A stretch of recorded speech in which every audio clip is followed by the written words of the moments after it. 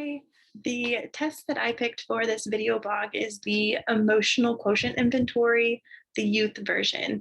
So this test is designed to measure the social and emotional functioning of children and adolescents from ages 17 to 18.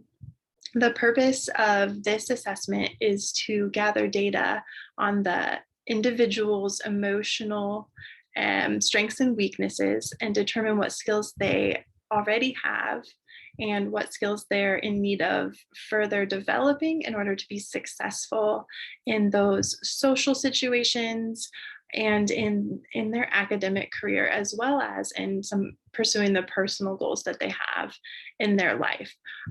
The assessment tool is most often used by psychologists, school counselors, social workers, and mental health professionals like you and I will be.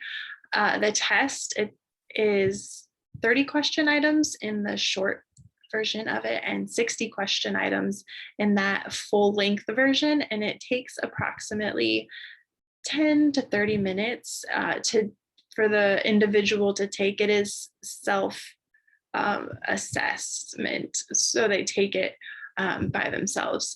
The website talks about the validity measures using factor analysis as for the assessment, as well as the correlation study. So they compared the emotional quotient inventory with two other assessments. They compared it to the NEO FFI as well as the CDI, which are two tests designed to measure similar things. And that said that the correlation was high, but it didn't indicate what the specific number was. It also talked about they did reliability studies on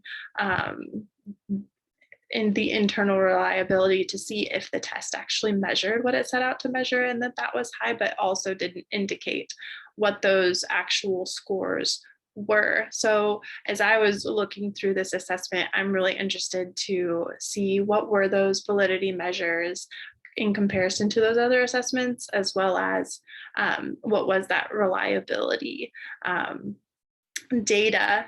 Also, I'm interested in learning more about the norming group.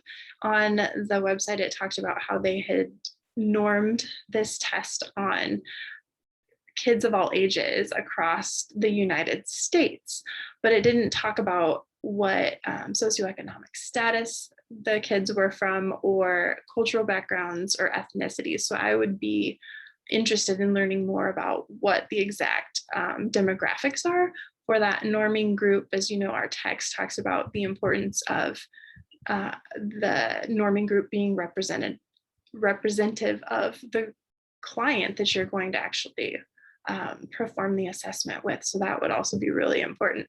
So I am going to use this assessment for my paper for next week, and I'm excited to learn more about those measures of validity, reliability, and that norming group.